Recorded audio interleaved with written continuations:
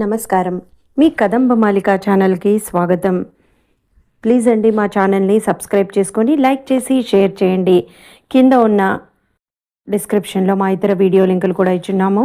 వాటిని కూడా ఒకసారి చూసి తప్పకుండా మీ గ్రూప్స్లో ఫార్వర్డ్ చేసి మాకు సపోర్ట్ అందించండి.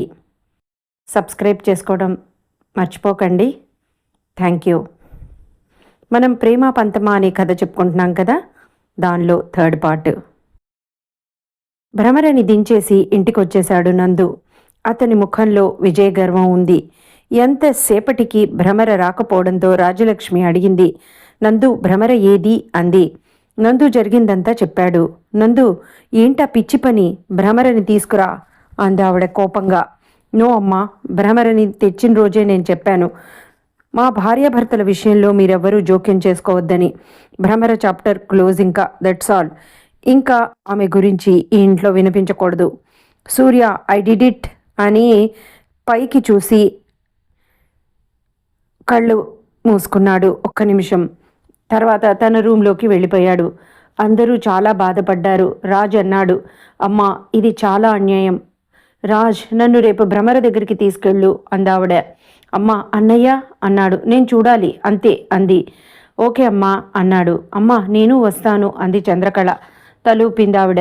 నో అన్న అరుపుతో అందరూ మళ్ళీ వెనక్కి చూశారు. చూడండి, ఈ ఇంటి నుంచి నేను తప్ప ఎవరు భ్రమర దగ్గరికి వెళ్ళటానికి వీల్లేదు. అమ్మా వెళితే నా మీద ఒట్టే అని అన్నాడు అని గబగబా లోపలికి వెళ్ళిపోయాడు. వీడు మొండితనంతో చస్తున్నాం మనం, భ్రమర పాపం ఎలా ఉందో అని అనుకున్నారు వాళ్ళంతా. ఏం చేయాలో వాళ్ళెవరికీ పాలుపోలేదు. అలా 3 రోజులు అయిపోయింది.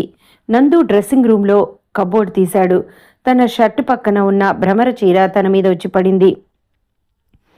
తన షర్టు లాగితే ఆ చీర నందు మీద పడింది. నందు ఆ చీర తీసుకొని లోపల పెట్టాడు. పెడుతున్నప్పుడు నందు అని ఎవరో పిలిచినట్లు అయింది. ఒక్కసారి ఉలిక్కిపడ్డాడు. డ్రెస్ అయ్యి కిందకి వచ్చేశాడు. మేనేజరు వచ్చారు. సార్ అని పిలిచాడు. ఏంటి అన్నాడు. భ్రమరాంబిక గారి ట్రస్ట్ పేపర్స్ వచ్చాయి సార్ అన్నాడు. తనకే పంపించేయండి అన్నాడు కోపంగా. అలాగే సార్ అని ఆయన గుమ్మం దాకా వెళ్ళగానే మేనేజర్ గారు ఆగండి అన్నాడు. ఆయన ఆగాడు. వెనక్కి తిరిగి మళ్ళీ వచ్చి నందు దగ్గర నుంచున్నాడు. ఆ పేపర్స్ నాకు ఇవ్వండి అన్నాడు. ఆయన ఇచ్చి వెళ్ళిపోయాడు. ఆ పేపర్స్ తన కోటు జేబులో పెట్టుకున్నాడు. నందు అన్న తల్లి పిలుపుకి ఆమె వైపు చూశాడు. చెప్పమ్మా అన్నాడు. నందు, భ్రమర ఎలా ఉందో ఏంటోరా అంది. వెళ్తున్న తను ఆగి, నాకేం తెలుసమ్మా, అయినా భ్రమర గురించి మనకెందుకు, ఇంకా తను ఎలా ఉంటే మనకెందుకు అన్నాడు. నందు, నువ్వు పసుపు తాడు కట్టిన, బంగారు పుస్తెలు కట్టిన భ్రమర నీ భార్య, ఈ ఇంటి కోడలు. నాన్సెన్స్ అమ్మా, ప్లీజ్ నో సెంటిమెంట్స్ అన్నాడు. నందు, నీకు ఇది న్యాయం అనిపిస్తోందా అసలు అని ఏదో చెప్పబోయింది ఆవిడ. నో అన్నాడు. నందు, ప్లీజ్ నా మాట విను, అలా ఆడపిల్లని అన్యాయం చేయటం మంచిది కాదు అందావిడ. మరి సూర్యాని అన్యాయం చేయలేదా తను అని అన్నాడు. కొడుకు ఏం పోగొట్టుకుంటున్నాడో తెలిసి ఆవిడ చాలా బాధపడింది. నందు, చెట్టంత కొడుకును పోగొట్టుకున్న నేనే తన తప్పు లేదని తెలుసుకున్నాను. నీకేమైందిరా, నీకేమైంది, నీ ఆలోచన ఏమైంది, నీకేం అనిపించటం లేదా అంది ఆవిడ. నందు, నీకు అనిపించిన రోజు నువ్వు భ్రమర గురించి పరుగులు తీస్తావు అంది. అమ్మా లీవ్ ఇట్ అని చిరాగ్గా బయటికి వచ్చేశాడు. కారు ఎక్కి కూర్చున్నాక కళ్ళు మూసుకున్నాడు. భ్రమర కళ్ళు ముందర నిల్చుని ఉంది. గబాల్న కళ్ళు తెరిచి తల అటు ఇటు విదిల్చుకొని స్టడీ అయినాడు. జాన్, భ్రమర ఇంటికి పోనీ కారు అన్నాడు. ఎస్ సార్ అని వాడు కార్ని భ్రమర ఇంటి ముందరకి పోనిచ్చాడు. వాచ్మెన్ సెల్యూట్ చేసి డోర్ తీశాడు. నందు దిగి లోపలికి వెళ్ళాడు. గుమ్మంలో గౌరీ అద్దాలు తుడుస్తోంది. బాబు మీరా, రండి, అమ్మగారు పైనున్నారు, పిలుస్తాను అంది. వద్దు, నేను వెళ్తాను, ఎవరు రావద్దు పైకి అని గబగబా పైకి వెళ్ళిపోయాడు. అలాగే సార్ అని అంది ఆమె మాట అనే లోపలే నందు పైన చివరి మెట్టు మీద ఉన్నాడు. అతను పైకి వెళ్ళగానే మళ్ళీ ఏ కోపం వచ్చిందో ఈ బాబుగారికి అని అనుకుంది గౌరీ. తన పనిలో తను మునిగిపోయింది. నందు పైకి వెళ్ళాడు. ఏం చేస్తోందో ఈ మహారాణి గారు అని అనుకుంటూ తన బెడ్రూమ్ వైపు చూశాడు. అక్కడ భ్రమర లేదు. బయట గదిలో కూడా చూశాడు, అక్కడా లేదు. కానీ బాల్కనీ వైపు గదిలో దీవాన్ మీద ఏదో బుక్కు చదువుతూ పడుకొని ఉన్న రాజకుమారిలా ఉంది భ్రమర.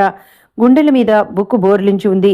నెమ్మదిగా లోపలికి వెళ్ళాడు. తెల్లటి నైటీలో వయ్యారంగా సన్నగా మెరుపు తీగలా పడుకొని ఉంది. జుట్టు తలంటి పోసుకుని ఉందనుకుంటా. ఒక పక్కనంతా వదిలేసింది. అది కృష్ణవేణి ప్రవాహంలా ఉంది. తననే తన్మయత్వంగా 2 నిమిషాలు అలాగే చూస్తూ నుంచుండిపోయాడు. నందు మనసు ఇంకా నా మాట వినదు ఇలాగే ఉంటే అని భ్రమర అన్నాడు. మొత్తుగా కళ్ళు తెరిచి నందుని చూసి ఉలిక్కిపడి లేచి కూర్చుంది. మీరా అంది. ఏంటి భ్రమరాంబికాదేవి గారు, పగటిపూటే నిద్రపోతున్నారు?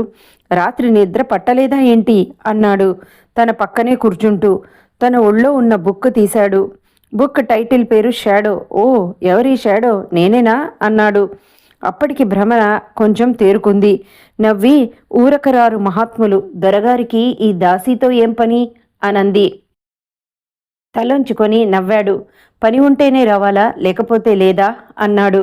యజమానులు ఎప్పుడైనా రావచ్చు, మీరు మీకడ్డేంటండి అంది. నేను యజమానినా అన్నాడు. మీరు అవునన్నా కాదన్నా మీరు యజమానులే. ప్రాణం మీరు పెట్టిన భిక్ష, మానం మీరు కాపాడి రక్షించారు. ఆస్తి ఐశ్వర్యం అన్నీ మీరు కాపాడి తీసుకొచ్చి నా చేతిలో పెట్టారు. ఇవన్నీ నా భిక్షలేగా నాకు అనంది. బానే పలుకుతోందే చిలక, భయం పోయిందా అన్నాడు తన కళ్ళలోకి చూస్తూ. నవ్వి, 6 నెలలు సహవాసం చేస్తే వారు వీరవుతారని సామెత ఉంది. నేను 6 రోజులు సహవాసం చేశాను కదా, ఆ మాత్రం మీ ధైర్యంలో ఒక గుప్పెడన్నా నేను నేర్చుకోకపోతే మీకే నామోషి అంది. ఓ, వెరీ గుడ్, అయితే నా ధైర్యంలో గుప్పెడొచ్చిందనమాట అన్నాడు. నవ్వి దిగి జుట్టు ముడి వేసుకుంది. ఎదురుగా సోఫాలో కూర్చొని చెప్పండి ఏంటి ఇలా వచ్చారు అంది. కోట్లోంచి పేపర్స్ తీసి నీ ట్రస్ట్ పేపర్స్ అని అన్నాడు. ఆనందంతో సోఫాలోంచి ఒక్క ఉదుటిన లేచి ఏంటి ట్రస్ట్ మనకే వచ్చిందా అన్నది పేపర్లు అందుకుని సంతోషంతో. అంత ఆనందం సంతోషం భ్రమరని చూశాక అదే మొదటిసారి నందు చూడడం. ఆనందంగా పేపర్స్ చూసుకుంటున్న భ్రమర్కి దగ్గరగా వచ్చి నుంచున్నాడు. భ్రమర ఇది గమనించే స్థితిలో లేదు. నీకు అది అంత ఇష్టమా అన్నాడు తననే చూస్తూ. ప్రాణం అని వెనక్కి తిరిగి నందు చెయ్యి అందుకుని చాలా థ్యాంక్స్ ఎ లాట్. నాకు ఏమని చెప్పాలో కూడా అర్థమవట్లేదు.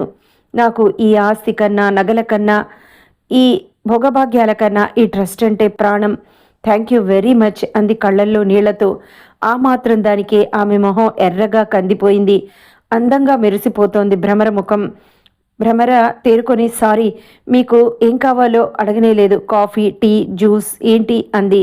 నీ అందం అని నాలిక చివరి దాకా వచ్చి కంట్రోల్ చేసుకొని జింజర్ టీ అన్నాడు నందు. ఓకే, నేనే చేసి తీసుకొస్తాను, కూర్చోండి అని లేడి పిల్లలా పరిగెత్తిన భ్రమరని ఆశ్చర్యంగా చూశాడు నందు. ఏంటి పిచ్చిపిల్ల, మొన్న అంత ఆస్తిపాస్తులు, నగలు, క్యాష్ చేతిలో పెట్టినా కూడా ఇంత ఆనందపడలేదు.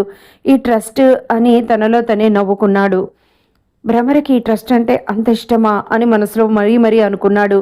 ఒక పావు గంటకి వచ్చింది భ్రమర. మంచి గోల్డెన్ కలర్ పెద్ద కప్పులో వేడిగా ఉన్న జింజర్ టీ, వేయించిన క్యాష్యూ నట్స్, ఇంకో గ్లాస్లో వాటరు తీసుకొచ్చింది. తీసుకోండి అంది. తీసుకుంటూ భ్రమర, ఆ ట్రస్ట్ అంటే నీకు అంత ఇష్టమా అన్నాడు. అవునండి, నేను అక్కడే చాలా టైం స్పెండ్ చేసేదాన్ని. లైబ్రరీలోనే నా కాలక్షేపం. మీ దయ వల్ల రేపటి నుంచి నేను ఆ ట్రస్ట్కు వెళ్ళవచ్చు అంది. నవ్వి, జాగ్రత్త భ్రమర, నేను వెళ్ళొస్తాను అన్నాడు కప్పు కింద పెడుతూ. మళ్ళీ ప్రభువులు ఎప్పుడు ఏం చేస్తారు అంది. తను కూడా నవ్వి, రావాలని లేదు, పనుంటే మాత్రం తప్పకుండా కలుస్తాను అన్నాడు.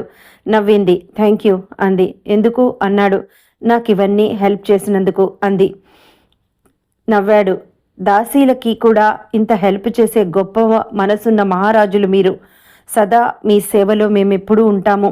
ఎప్పుడు కావాలన్నా మమ్మల్ని వినియోగించుకోవచ్చు అంది. నవ్వి, బహుశా అవసరం పడకపోవచ్చు, అవసరమైతే ఆలోచిస్తాను తప్పకుండా అన్నాడు. ధన్యురాల్ని, ఆ మాటన్నా అన్నారు అంది. నవ్వి లేచాడు. బాయ్ భ్రమర అన్నాడు. తలూపింది. ఎందుకో భ్రమర మనసు చాలా బాధగా అనిపించింది. నందుకు కూడా మనసు ఏంటోగా అనిపించింది. గుమ్మం దాకా వెళ్ళినవాడు వెనక్కి తిరిగాడు. వెనకే వస్తున్న భ్రమర ఆగిపోయి ఏంటా అని చూసింది. దగ్గరికి వచ్చాడు. భ్రమర కళ్ళల్లోకి చూశాడు. సూటిగా చూస్తుంటే భ్రమర ఆ చూపులకే ఆమె బుగ్గలు ఎరుపెక్కాయి. జడ ముడి తీసేశాడు. తన కళ్ళల్లోకి చూస్తూ లూజ్ హెయిర్, చాలా బాగుంది, బాయ్ అని వెళ్ళిపోయాడు. నవ్వుకుంది ఆశ్చర్యంగా. కారులోకి వచ్చి కూర్చున్న నందు మనసు వెనక్కి వెళ్ళాలని చాలా పీకింది. అంతలోనే మామూలు అయినాడు. భ్రమర తన కారు వైపే చూస్తూ బాల్కనీలో నుంచొని ఉండడం గమనించాడు. గేటు దాకా వచ్చాక వాచ్మెన్ను చూసి గ్లాస్ డోర్ దించాడు. వాడు దగ్గరకొచ్చాడు. సెల్యూట్ చేశాడు. చూడు, జాగ్రత్త అన్నాడు. ఓకే సాబ్ అన్నాడు వాడు. కారు వెళ్ళిపోయింది. భ్రమర అనుకుంది, అయినా రక్షించినందుకు తన జీవితాన్ని నాకిమ్మంటే ఎందుకిస్తాడు? ఆమె మెడలో ఉన్న పసుపు కొమ్ము తన చేతిలో గుప్పెట్లో గట్టిగా పట్టుకుంది. కళ్ళల్లోంచి నీళ్లు బయటికి బటబటా వచ్చాయి. నందు అని అనుకుంది మనసు ప్రేమగా. ఇంత పగ ఈ దాసి మీద పనికిరాదు నందు. కానీ ప్రేమ పెళ్ళి గురించి అసలు ఆలోచించని నా మనసు నా ఇష్టాలుతో పని లేకుండా బలవంతంగా చేసుకున్నా నిన్నే ఎందుకు తలుస్తోంది? నందు, నీ మనసు నన్ను తెలవదా? తెలుస్తుంది, తప్పక తెలుస్తుంది. నాకు అమ్మా నాన్న పోయినాక మీ దగ్గర ఉన్న ఆ 6 రోజులు నిశ్చింతంగా నిద్రపోయాను. నన్ను తీసుకెళ్ళవా నందు? నేను నీతో వచ్చేస్తాను. తీసుకెళ్ళిపోండి నందు, తీసుకెళ్ళిపోండి అని అనుకున్నది. గదిలోకి వచ్చి అదే తన డైరీలో రాసుకుంది. తన ఆఫీస్కి వెళ్ళి పనిలో పడిన భ్రమర గుర్తుకొస్తోంది పదే పదే నందుకి. భ్రమి అని మనసులో అటు ఇటు అనుకొని ఆ కోపం, ఆ ప్రేమ అంతా కూడా బయటికి రానియకుండా పనిలో నిమగ్నమైపోయాడు నందు ఇంకా కసిగా. మర్నాడు భ్రమర ట్రస్ట్కు వెళ్ళింది. చాలా రోజుల తర్వాత వెళ్ళింది. లైబ్రరీలో బుక్స్ చదివింది. అక్కడ అందరినీ పలకరించింది. వృద్ధాశ్రమానికి వెళ్ళింది. ఈరోజు వీళ్ళందరూ ఆనందంగా ఉన్నారంటే, ప్రశాంతంగా భోజనం చేస్తున్నారంటే దానికి కారణం నందు. నందు, థ్యాంక్స్. నా ఈ ఆనందానికి కారణం మీరే. నందు, I love you very much. మీరు క్షేమంగా ఆనందంగా ఉండాలని, నాలాంటి దీనులని నిస్సహాయులని ఎప్పుడూ ఆదుకోవాలని నేను మనసారా కోరుకుంటున్నాను. నందు, నేను మీ భార్య స్థానం పొందాను. ఆ అదృష్టం నాకు చాలు. Thank you my dear, thank you very much అని డైరీలో రాసుకుంది. అలా రోజులు సాగిపోతున్నాయి. ఆ రోజు వెళ్ళిన నందు మళ్ళీ పలకరించలేదు. ఫోన్ అన్నా చేయలేదు. కనీసం కనిపించలేదు. భ్రమరకి నందుని చూడాలని అనిపించింది. మనసంతా చాలా దిగులుగా అనిపించింది.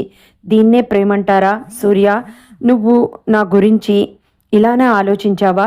నా గురించి ఇలానే బాధపడ్డావా? సారీ సూర్య, నీకు ఆపద రాకూడదని నీ వైపు కూడా నేను చూడలేదు. దానికి నువ్వు నీ ప్రాణాన్ని బలి చేసుకుంటావని నేను అనుకోలేదు. సూర్య, నీ ఆత్మహత్యకు నేను కారణమైనాను. కానీ నీ ఆత్మహత్య నాకు వరంగా శాపంగా రెండుగా మారినాయి. సూర్య, నువ్వు నా ప్రేమని ఆశించావు. నేను నీ క్షేమాన్ని ఆశించాను. నీ బాధ నేను అర్థం చేసుకోలేకపోయాను. నన్ను క్షమించు. నా బాధ ఆత్మరూపంలోని నా చుట్టూ నా బాధ ఆత్మరూపంలో నా చుట్టూ నువ్వు తిరుగుతున్నది, నీ ఆత్మ తిరుగుతుందని నాకు అర్థమైంది. నా స్నేహమా? సూర్య, చూడు, నందు నీ చావుకి నేను కారణమని అనుకుంటున్నాడు.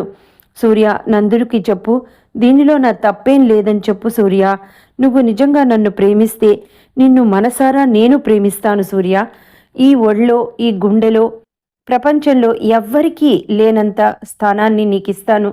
ఎవరు ప్రేమించనంతగా నేను నిన్ను ప్రేమిస్తాను. నా ఒడిలోంచి నిన్ను దించను.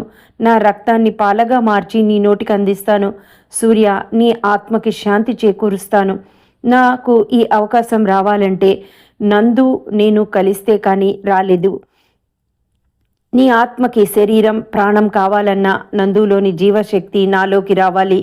అప్పుడే నేను నీకు ప్రాణం పోయగలను. సూర్య, ఒక ప్రేమికురాలుగా నేను నిన్ను చేరుకోలేకపోయాను. ఒక అమ్మలా నిన్ను నాలో దాచుకుంటాను. ఇవన్నీ జరగాలంటే నువ్వు నన్ను క్షమించాలి. సూర్య, క్షమించాలి. నన్ను నిజంగా క్షమిస్తావని, నన్ను నందుని ఆశీర్వదిస్తావని ఆశిస్తూ ప్రేమతో నీ రూపం నాలో దాచుకోవాలని కోటి ఆశలతో ఎదురు చూస్తున్న నీ తల్లి భ్రమర అని రాసుకుంది డైరీలో. భ్రమర కళ్ళల్లో నీళ్లు అక్కడ కారిపోతున్నాయి. పల్చటి ఆమె ముఖం ఎర్రబడిపోయింది. నందు అని మనసు చాలా మూలిగింది.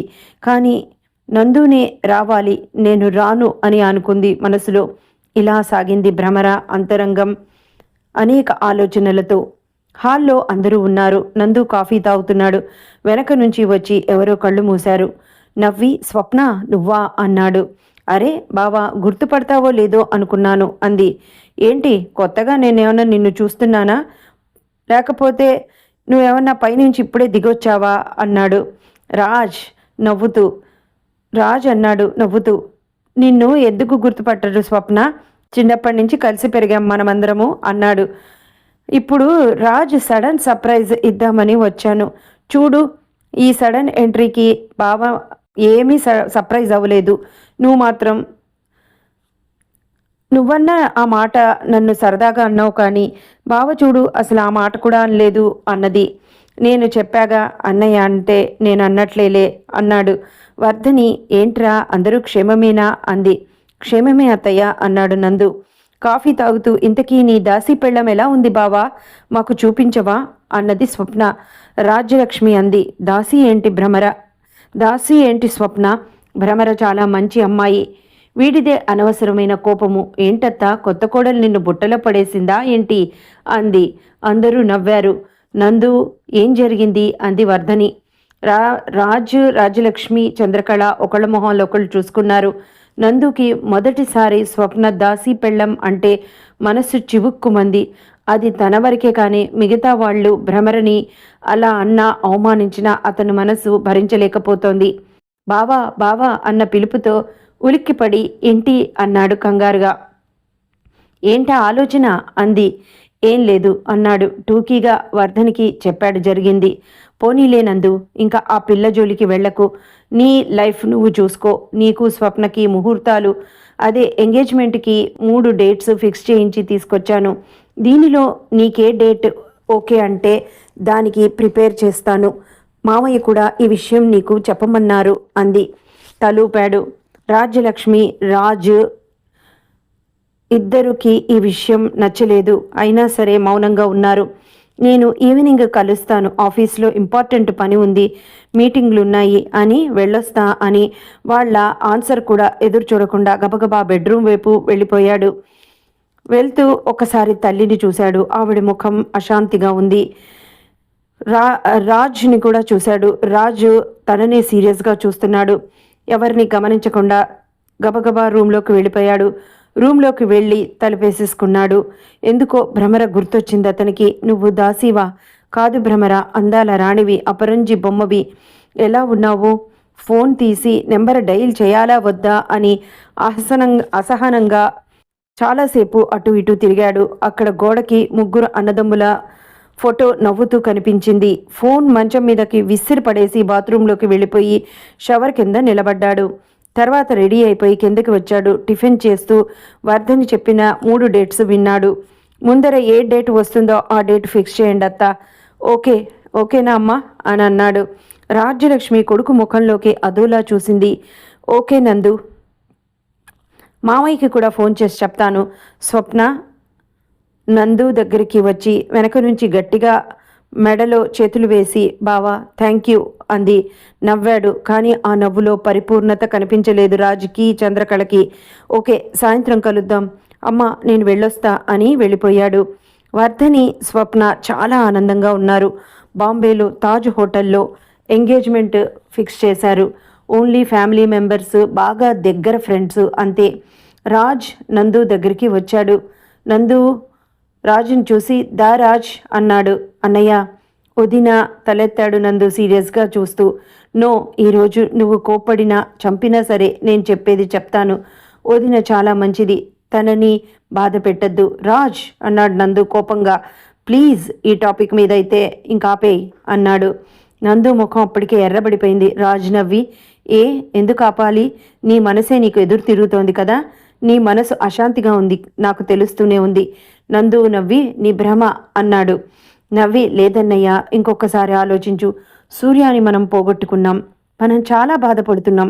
భ్రమరని కూడా పోగొట్టుకోవద్దు అని. Bye, take a good decision, take care of you అని లేచి వెళ్ళిపోయాడు. నందుకి చాలా చిరాకు అనిపించింది. వెంటనే భ్రమరిని చూడాలనిపించింది. ఫైల్ మూసేసి విసిరి కొట్టాడు. అది మూలకెళ్ళి పడిపోయింది. కార్ దగ్గరికి వచ్చాడు. అతని అశాంతికి కారణమేంటో అతనికే అర్థమవటం లేదు. జాన్ తలుపు తీసి నుంచున్నాడు. ఎక్కి కూర్చున్నాడు. సార్, ఎక్కడికి వెళ్ళాలి అన్నాడు. భ్రమర దగ్గరికి అన్నాడు. జాన్ ఒక్క నిమిషం అవాక్కైపోయి కారు భ్రమర బంగళా ముందరికి తీసుకెళ్లాడు. అక్కడ ఆగింది. నందు కళ్ళు మూసుకొని ఉన్నాడు. సార్, భ్రమర గారి ఇల్లు వచ్చిందండి అన్నాడు. నందు కళ్ళు తెరిచి దిగాడు. గౌరీ ఎదురొచ్చింది. భ్రమరేది అన్నాడు సీరియస్గా. పైనున్నారండి అంది. గౌరీ జవాబు కూడా ఆశించకుండా పైకి పరిగెత్తుకుంటూ వెళ్ళిపోయాడు. వీణ వాయించుకుంటోంది భ్రమర. తలుపు తీసే ఉంది. పలుకే బంగారమాయన అని కీర్తన వాయిస్తోంది. నెమ్మదిగా తన దగ్గరికి వెళ్ళాడు. కళ్ళు మూసుకొని వాయిస్తోంది భ్రమర. భ్రమర అన్నాడు. ఉలిక్కిపడి వీణ ఆగింది. తన పక్కనే నుంచుని ఉన్నాడు నందు. మీరా అని వీణ పక్కన పెట్టి లేచి రండి అంది. కూర్చున్నాడు. నందు ముఖం ప్రశాంతంగా లేదు. చిరాగ్గా ఎర్రబడి ఉంది. ఏంటి శ్రీవారు ఇలా దయచేశారు అంది అతన్ని మామూలు ధోరణిలోకి తీసుకొద్దామని. ఆమె మాటకి నందుకి నిజంగానే నవ్వొచ్చింది. భ్రమర అని లేచి తన దగ్గరగా వచ్చాడు. భ్రమర ఒక అడుగు వెనక్కి వేసింది. నందుకి మళ్ళీ భ్రమరని ఏడిపించాలని ఒక చిలిపి కోరిక పుట్టింది. చిరాకు పోయింది. ఏదో సరదా అతన్ని పూనింది. తనని ఉడికించాలని అనిపించింది. భ్రమర, డార్లింగ్, నిన్ను చూడాలని నిజంగానే అనిపించింది. నీకో శుభవార్త చెప్పాలని వచ్చాను అన్నాడు తన వీపుని ఆనుకుని నిలబడుతూ. ఆ స్పర్శకి భ్రమర జరగబోయింది. చేయి పట్టి ఆపేశాడు. ఏంటి పారిపోతున్నావు? నీ సేవలు ఎప్పుడూ వినియోగించుకోవచ్చు అని అన్నావు కదా అన్నాడు. అంది భ్రమర మౌనంగా. అయితే విను, నెక్స్ట్ మంత్ ఫస్ట్ వీక్లో నా ఎంగేజ్మెంట్ ఉంది స్వప్నతో అన్నాడు. భ్రమర ఉలిక్కి పడింది మనసులో. అయినా సరే బయటపడకుండా కంగ్రాట్స్ అంది. Thank you. ఇక్కడ కాదు, బాంబేలో తాజ్లో అన్నాడు. నందు వైపు తిరిగి నందునే చూస్తోంది. తన కళ్ళల్లోకి సూటిగా చూశాడు. ఏంటి అలా ఉండిపోయారు దేవిగారు అన్నాడు.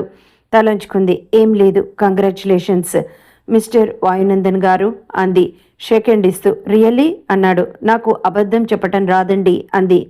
Okay, thank you. నా ఎంగేజ్మెంట్ వస్తున్నావా అన్నాడు. నో, రాను.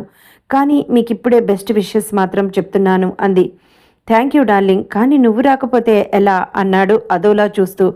చూడండి మిస్టర్ నందు, నేను వస్తే మీరు ఫ్రీగా ఉండలేరు. So be happy and enjoy your beautiful engagement. And మీ స్వప్న గారికి కూడా చెప్పండి నా బెస్ట్ విషెస్ అని అంది.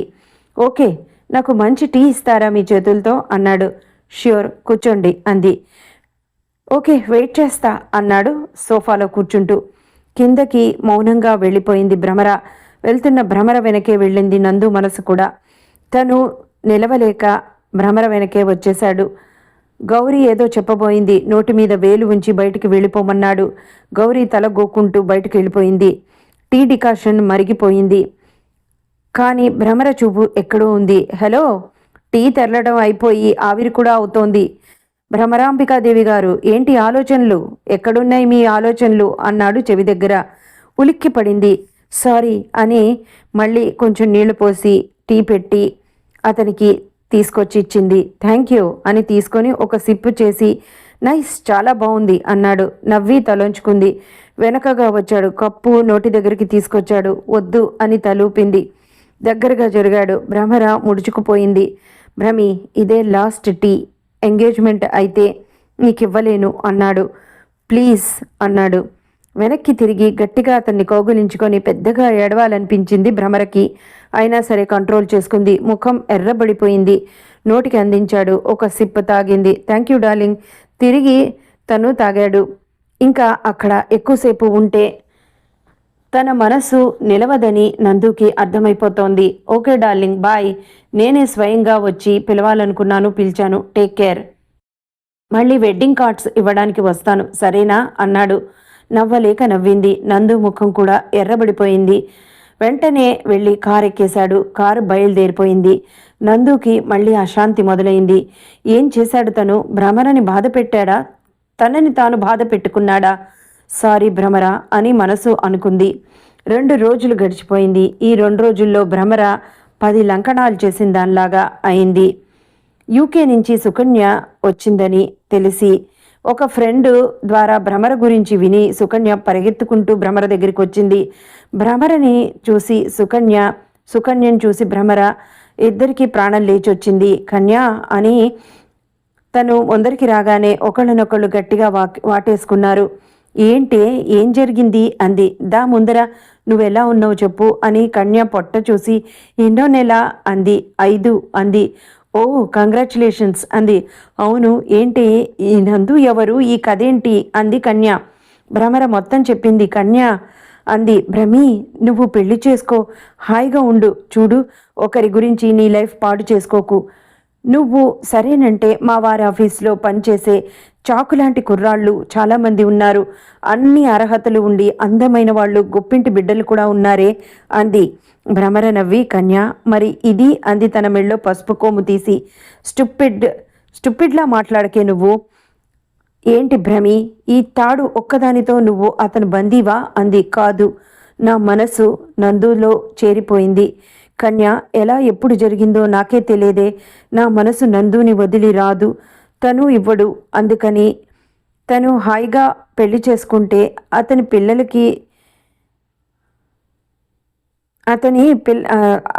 కన్య అంది, అతను హాయిగా పెళ్లి చేసుకుంటే అతని పిల్లలకి ముక్కులు తుడుస్తావా, ముడ్లు కడుగుతావా అంది కోపంగా. కన్య ప్లీజ్ అంది భ్రమర. అవును భ్రమర, లేకపోతే ఏంటి నీ పిచ్చితనం? ఇది పిచ్చితనమనే చెప్పాలి. సూర్య కూడా ఈ పిచ్చిలోంచే బయటికి రాలేక ప్రాణాలు తీసుకున్నాడు. నాకు సూర్యకున్నంత ధైర్యం కూడా లేదే కన్య. నేను ఆ పని చేయలేను అంది. నాకు మనశ్శాంతి కావాలి. అది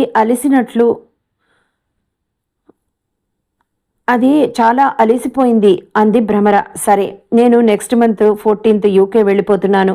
నువ్వు నాతో వచ్చేసేయి. చూడు భ్రమి, నీకు అక్కడ ఏదో ఒక వ్యాపకం కల్పించుకో. హ్యాపీగా లైఫ్ లీడ్ చేయి. పెళ్ళి వాటి అన్నిటి గురించి తర్వాత ఆలోచించుకో. రానని మాత్రం అనకే. ఇది మన ఫ్రెండ్షిప్ మీద ఒట్టు అంది.